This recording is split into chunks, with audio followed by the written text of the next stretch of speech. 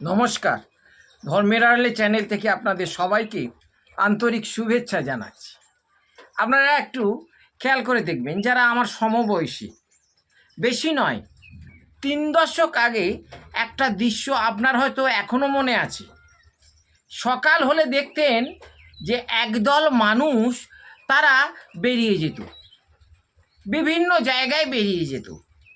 তাদের ছিন্ন মলিন বস্ত্র, মাথা চুল রুক্ষ, দারিদ্র, অভাব, দুর্দশা, এদেরকে বলা হয় ভিখারি। এটা 3 দশক আগে আমরা দেখতে পেয়েছি, বর্তমানে নেই। বর্তমানে ভিখারি এখন কোথায় পাওয়া যায়? বড় বড় মন্দিরের সামনে, ট্রেনে। এছাড়া ভিখারি দেখতে পাওয়া যায় না। আর কোথায় দেখতে পাওয়া যায় ভিখারি? পুরাণে। পুরাণের গল্পে আমরা এখন ভিখারি পাই। এবং সেই ভিখারিগুলো কারা? পুরাণের গল্পে যে ভিখারিগুলো দেখেছি আমরা, শুনেছি আমরা, আপনারাও দেখবেন, বিভিন্ন পুরাণে আছে। যেমন পুরাণ থেকে উপাখ্যান নেওয়া হয়েছে শনির পাঁচালী, সত্যনারায়ণের পাঁচালী, কর্ণের উপাখ্যান। এসব জায়গায় দেখবেন যে ব্রাহ্মণদেরকে ভিখারি বলা হচ্ছে। মানে ভিখারি যদি বলেছেন, তা দেখবেন যে সেখানকার ভিখারি হচ্ছে ব্রাহ্মণ। আমার প্রশ্নটা হচ্ছে, ব্রাহ্মণরা ভিখারি কেন? আপনি সাদাসিধেভাবে একদম সহজ কথায় বলবেন, ব্রাহ্মণ মানে তো ভিখারি না, ব্রাহ্মণ মানে ভিখারি নয়।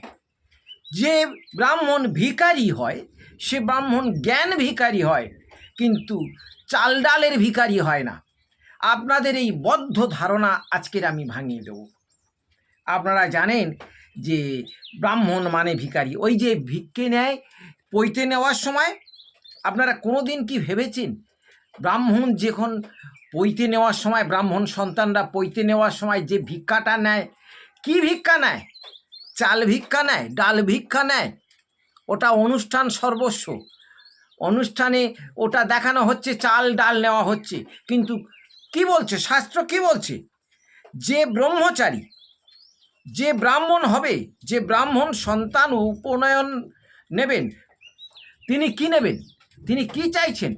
তিনি তার ভিক্ষে মায়ের কাছে কি চাইছেন? তিনি চাইছেন যে আমাকে জ্ঞান ভিক্ষা দাও, আমাকে তৃতীয় নয়ন ভিক্ষা দাও, চাল ডাল আলু কলা মূলো ভিক্ষা চাইনি।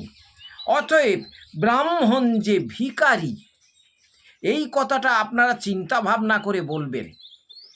দেখুন, ব্রাহ্মণ কাকে বলে এটা যদি আমরা জানি, তাহলে ব্রাহ্মণকে ভিখারি বলার মতো রুচি আমাদের আসবে না।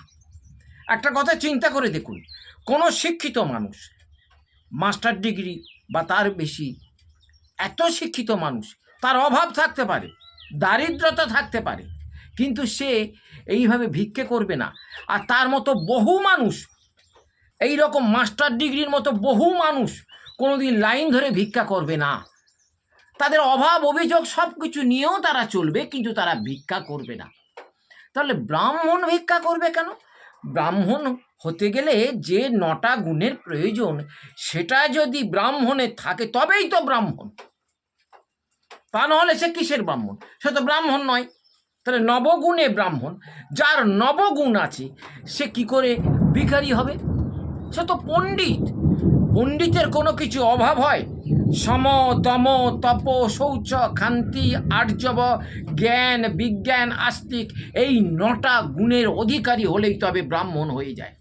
তাহলে এই পুরাণগুলোতে ব্রাহ্মণ ভিখারি, ব্রাহ্মণ ভিখারি, ভিখারি মানেই ব্রাহ্মণ, ওগুলো পুরাণ না কাল্পনিক কিছু তথ্য তুলে ধরা হচ্ছে? ব্রাহ্মণ বর্ণটাকে অপমান করা হচ্ছে, ব্রাহ্মণকে প্রকৃত অপমান করা হচ্ছে, তাকে ব্রাহ্মণ বলে।